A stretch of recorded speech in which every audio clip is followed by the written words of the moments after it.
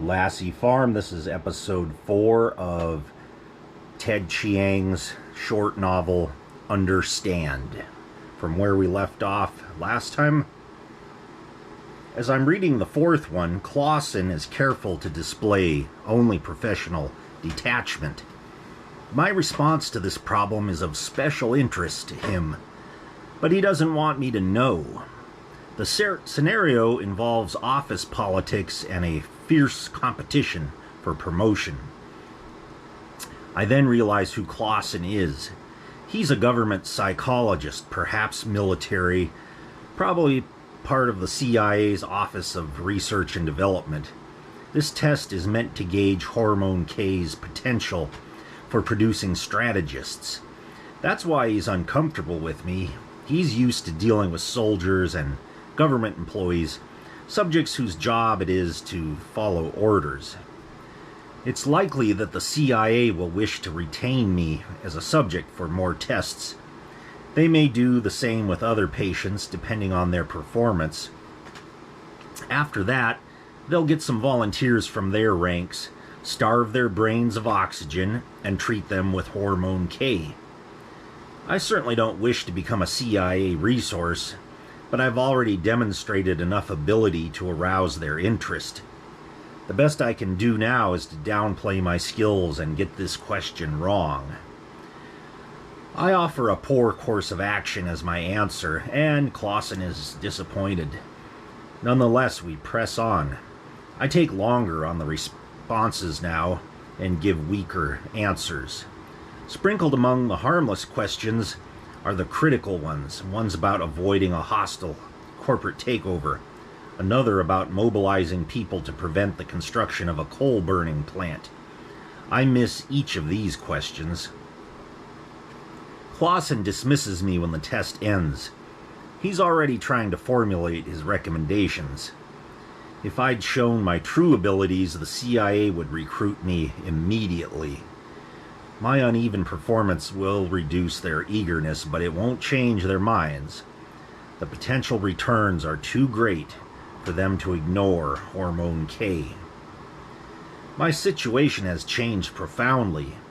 When the CIA decides to retain me as a test subject, my consent will be purely optional. I must make plans. It's 4 days later, and Shay is surprised. "You want to withdraw from the study?" "Yes, effective immediately. I'm returning to work." "If it's a matter of compensation, I'm sure we can..." "No, money's not the problem. I've simply had enough of these tests."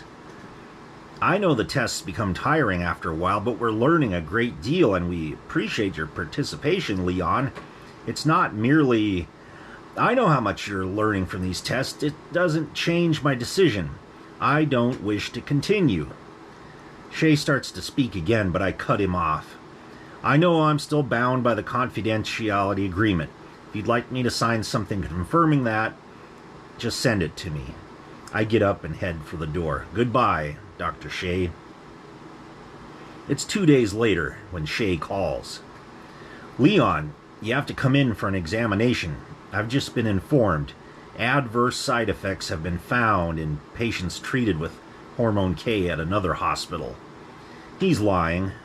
He'd never tell me that over the phone. "What sort of side effects?" "Loss of vision, there's excessive growth of the optic nerve, followed by deterioration." The CIA must have ordered this when they heard that I'd withdrawn from the study. Once I'm back in the hospital, Shay will declare me mentally incompetent and confine me to their care. Then I'll be transferred to a government research institution. I assume an expression of alarm. "I'll come down right away." "Good." Shay is relieved that his delivery was convincing. "We can examine you as soon as you arrive." I hang up and turn on my terminal to check the latest information in the FDA database. There's no mention of any adverse effects on the optic nerve, of course. I don't discount the possibility that such effects might arise in the future, but I'll discover them by myself. It's time to leave Boston. I begin packing. I'll empty my bank accounts when I go. Selling the equipment in my studio would generate more cash, but most of it's too large to transport.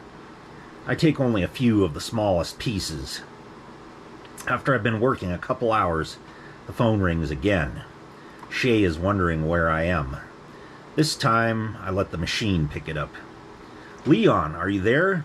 This is Dr. Shay. We've been expecting you for quite some time." He'll try calling one more time, and then he'll send the orderlies in white suits. Or perhaps the actual police to pick me up. 7:30 p.m. Shay is still in the hospital waiting for news about me. I turn the ignition key and pull out of my parking spot across the street from the hospital. Any moment now, he'll notice the envelope I slipped under the door to his office. Soon as he opens it, he'll realize it's from me. "Greetings, Dr. Shay. I imagine you're looking for me." A moment of surprise, but no more than a moment. He'll regain his composure and alert security to search the building for me and check all vehicles leaving. Then he'll continue reading. "You can call off those burly orderlies who are waiting at my apartment. I don't want to waste their valuable time. You're probably determined to have the police issue an APB on me, though. Therefore, I've taken the liberty of inserting a virus in the DMV computer that will substitute information whenever my license plate number is requested. Of course, you could give a description of my car, but you don't even know what it looks like, do you?" Signed, Leon. He'll call the police to have their programmers work on that virus. He'll conclude that I have a superiority complex based on the arrogant tone of the note, the unnecessary risk taken in returning to the hospital to deliver it, and the pointless revelation of a virus which might otherwise have gone undetected. Shay will be mistaken, though. Those actions are designed to make the police and CIA underestimate me, so I can rely on their not taking adequate precautions. After cleaning my virus from the DMV computer, the police programmers will assess my programming skill as good, but not great, and then load the backups to retrieve my actual license number. This will activate a second virus, a far more sophisticated one. This one will modify both the backups and the active database. The police will be satisfied they've got the correct license number and spend their time chasing that dead end. My next goal is to get another ampule of hormone K. Doing so, unfortunately, will give the CIA an accurate idea of how capable I really am. If I hadn't sent that note, the police would discover my virus later, at a time when they know to take super stringent precautions when eradicating it. In that case, I might never be able to remove my license number from their files. Meanwhile, I've checked into a hotel, and I'm working out of the room's datanet terminal. I've broken into the private database of the FDA. I've seen the addresses of the hormone K subjects and the internal communications of the FDA. A clinical hold was instituted for hormone K, no further testing permitted. The CIA has insisted on capturing me and assessing my threat potential before the FDA goes any further. And we will leave it there. Thank you for listening to Ted Chiang's story, Understand.